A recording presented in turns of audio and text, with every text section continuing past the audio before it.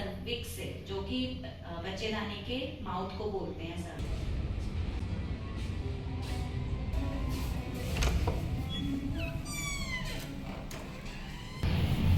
Life with Sardar ji के साथ आज डॉक्टर परमिंदर हैं, जो कि सीनियर कंसल्टेंट है ऑन्कोलॉजी सीके बिरला हॉस्पिटल। तो मैडम अपना इंट्रोडक्शन दीजिए। मैं डॉक्टर परमिंदर कौर हूँ। मैं senior consultant gynae oncology CK Birla hospital यहाँ प्रैक्टिस करती हूँ। मेरा फील्ड है mainly gynae cancer surgeries, uterus में, ओवरी में, सर्विक्स में, वजाइना, वल्वा, इनके कैंसर से रिलेटेड सर्जरीज और फर्दर ट्रीटमेंट दिया जाता है। मैडम आज हम सन 26वां दशक चल रहा है। कैंसर क्या चीज है? कैंसर का नाम सुनते ही लोग क्यों घबरा जाते हैं? और कैंसर का मतलब लोग सीधा ये क्यों सोचते हैं कि भाई अब तो लाइफ खत्म और सब कुछ खत्म। कैंसर ऐसा क्यों है? कैंसर को थ्रिलर क्यों माना जाता है? बिकॉज ये तब से पहले, जब स्टार्टिंग में जब कैंसर का इलाज शुरू हुआ था, कैंसर की बीमारी के बारे में पता चलना शुरू हुआ था, तब हमारे पास इतनी एडवांस टेक्नोलॉजी नहीं थी इसको इलाज करने के लिए। लेकिन अभी हमारे पास एक तो प्रिवेंशन अवेलेबल है। हम कुछ ऐसे टेस्ट करा के इसको पहले ही पिक कर सकते हैं और उसको इलाज कर सकते हैं, जिसमें कि कैंसर क्योर भी हो जाता है, जिसमें कि वापस आने का रिस्क भी कम है। और कैंसर से लोग इसलिए भी डरते हैं क्योंकि अगर हम अपने सिम्टम्स को इग्नोर करते हैं, कैंसर एडवांस स्टेज पे पहुंच जाता है, स्टेज 3 या 4 पे पहुंच जाता है, जिसमें कि हम उसको ट्रीट कर सकते हैं, हम क्योर नहीं कर सकते। मतलब कि उसके कैंसर के वापस आने के चांसेस रहते हैं, इसलिए लोग इससे डरते हैं। बट अगर ये डर है तो लोगों को प्रिवेंशन पे ज्यादा फोकस करना चाहिए। मतलब अगर प्रिवेंशन है, अवेयरनेस है, तो कैंसर से बचा जा सकता है। हाँ जी, बिल्कुल। तो मैडम मैं आपसे, सिर्फ आप गायनी कैंसर ऑन्कोलॉजी हो तो मैं गायनी के लिए आपसे बात करूंगा। मैडम आजकल सुना जाता है कि HPV वैक्सीन क्या चीज है और ये किस एज में लगाई जाती है, और क्या ये शादी से पहले लगाई जाती है, शादी के बाद लगाई जाती है? पहले हम बात करते हैं कि सर्वाइकल कैंसर क्या है। सर्वाइकल कैंसर है जो सर्विक्स से निकलता है। सर्विक्स हम बोलते हैं जो बच्चेदानी का मुंह होता है, लोअर पार्ट, जिसको माउथ ऑफ यूट्रस भी बोला जाता है, उसको सर्विक्स कहते हैं। उससे जो भी कैंसर बनता है उसको सर्वाइकल कैंसर बोलते हैं। और इस कैंसर का मोस्ट कॉमन कॉज है HPV वायरस। HPV वायरस एक इन्फेक्शन है जो सेक्सुअली ट्रांसमिट होता है। अगर वो आपको इन्फेक्शन होता है, मान लो अगर आप 30 ईयर से कम एज के हैं, तब आपकी इम्यूनिटी होती है इतना कि आप अपनी इम्यूनिटी से उसको क्लियर कर पाओ इन्फेक्शन। लेकिन अगर आपकी एज 30 ईयर से ऊपर हो जाती है तो आप उस इन्फेक्शन को क्लियर नहीं कर पाते कंप्लीटली।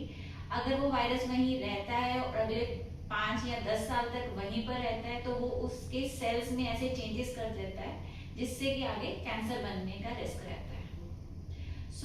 इसलिए उस HPV वायरस के अगेंस्ट वैक्सीन बनाया गया है, ताकि आपको इन्फेक्शन हो तो आपको वो डिजीज बने ना।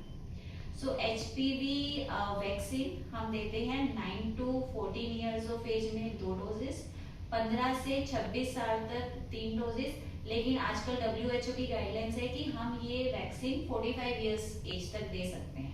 लेकिन अगर आपकी एज 25 साल से ऊपर है तो आपको पहले एक बार पैप स्मीयर करा लेना चाहिए। अगर 30 साल से ऊपर है तो एक बार HPV DNA टेस्टिंग करा लेना चाहिए। उसके बाद अगर वो नेगेटिव आता है तो आपको ये वैक्सीन जरूर लेना चाहिए, क्योंकि इस वैक्सीन में हमें 90 to 95% प्रोटेक्शन मिल जाता है कि हमें ये कैंसर ना हो, क्योंकि मोस्टली 90 to 95% ये कैंसर HPV वायरस से ही होता है।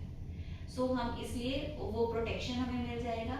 और प्लस अगर हमने ये वैक्सीन लगवाया है तो उसके बावजूद भी हमें स्क्रीनिंग प्रोसेस तो कंटिन्यू करना है, बिकॉज 95% हमारे जो कैंसर है वो HPV वायरस है, 5% और रीजंस पे हो सकता है। तो इसमें कुछ ऐसा नहीं है कि हमें, मतलब एक एज लिमिट है, ऐसा नहीं कि हमें मैरिज के पहले लगवाना है या बाद में लगवाना है, पर्टिकुलर एक एज का डिस्टेंस है? जी, मैरिज का ये होता है फंडा कि अगर आपकी शादी नहीं हुई है तो उसमें आप सेक्सुअली एक्टिव नहीं हो, तो अगर आप उस टाइम पे वो वैक्सीन लेते हो तो उसकी एफिकेसी ज्यादा रहती है। लेकिन अगर आप सेक्सुअली एक्टिव हो तो हो सकता है कि आपको इन्फेक्शन हो चुका हो पहले, वो भी पॉसिबिलिटी रहती है।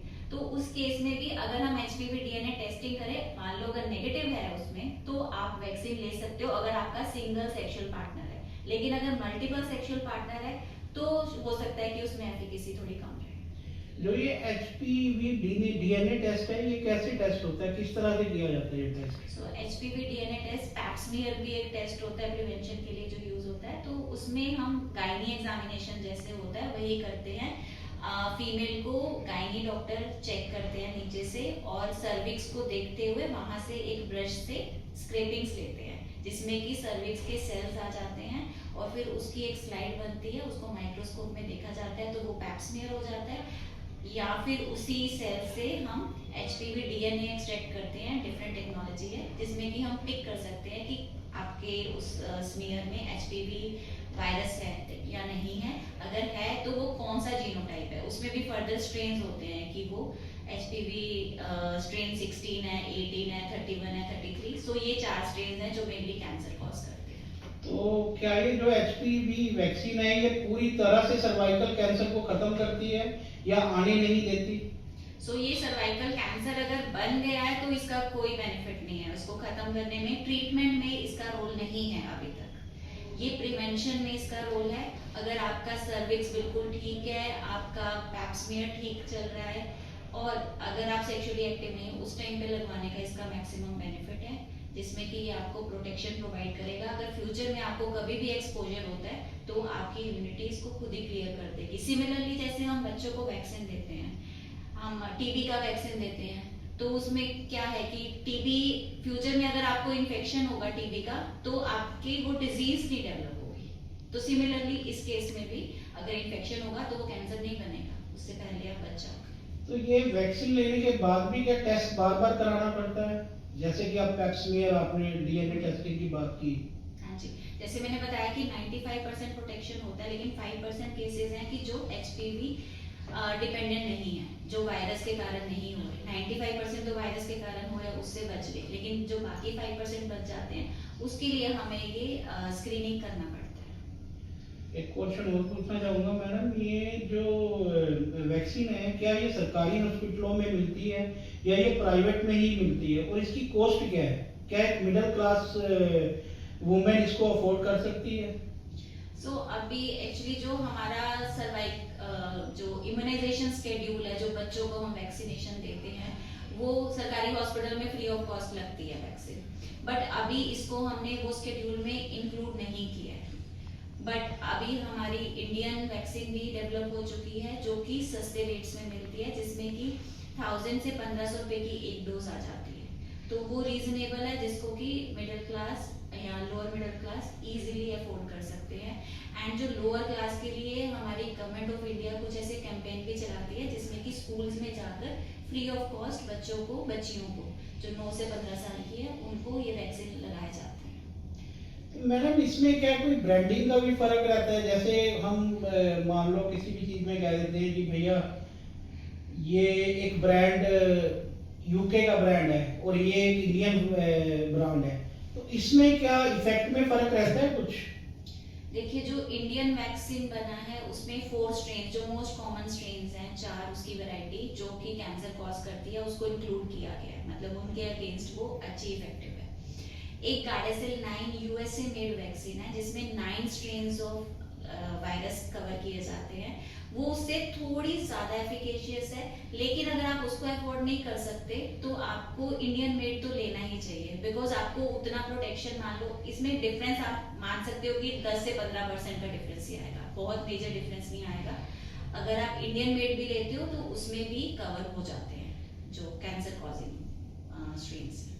ऐसा नहीं है कि हम गार्डासिल ले तो ज्यादा इफेक्टिव रहेगी, इंडियन वैक्सीन भी पूरी तरह से हाँ जी, इफेक्टिव है, इक्वली इफेक्टिव। एक लास्ट क्वेश्चन मैडम मैं आपसे करना चाहूंगा, इसका प्रिवेंशन कैसे किया जा सकता है?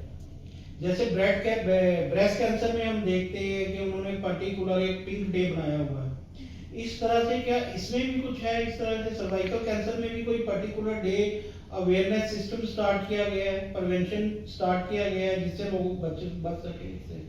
सो हम वर्ल्ड वाइड जनवरी मंथ है जो एवरी ईयर हम उसमें अवेयरनेस के लिए ये मंथ डेडिकेट किया गया है कि जनवरी में हम सर्वाइकल कैंसर के अगेंस्ट अवेयरनेस बढ़ाएं फीमेल्स में। तो उस मंथ में डिफरेंट कैंपेन्स होते हैं, कैंप्स होते हैं, बैनर्स लगते हैं, बट वो उतने स्केल पे नहीं गया जितना हम ब्रेस्ट कैंसर का स्क्रीनिंग मानते हैं। सो इसलिए अब हमें चाहिए कि हम थोड़ा इसको और एक्सपैंड करें।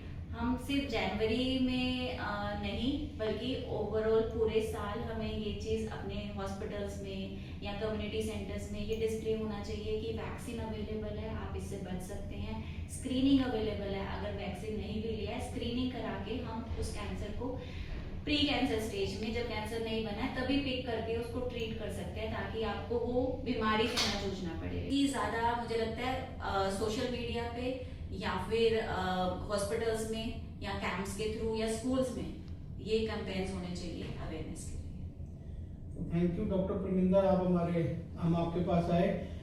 जैसा कि डॉक्टर प्रविंदर ने बताया कि प्रिवेंशन से हम बच सकते हैं।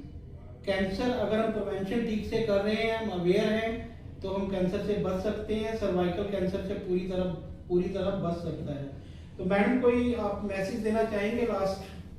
Thank you so much for having me here. मेरा मैसेज यही है कि आप प्रिवेंशन पे फोकस करें। अगर बीमारी हो जाती है तो इसका ट्रीटमेंट बहुत ही एक्सपेंसिव होता है, इसलिए आप स्क्रीनिंग जरूर कराएं। उसका टेस्ट सिर्फ 1000 रुपए का होगा। अगर बीमारी हो जाती है तो उसका ट्रीटमेंट लाखों में होता है। सो इसलिए इस बीमारी से बचें। अपना HPV वैक्सीनेशन अगर आप एलिजिबल हैं तो वो लगवाएं और अपनी स्क्रीनिंग जरूर कराएं अगर आप 25 साल या उससे ऊपर की एज के हैं। अगर मैडम आपसे हमारे दर्शक मिलना चाहे या कंसल्ट लेना चाहे तो कैसे आपसे मिल सकते हैं? सो आप मुझे CK Birla hospital Punjabi Bagh new Delhi में आके मिल सकते हैं। मैं यहाँ पर daily Monday to Saturday available होती हूँ। Thank you madam.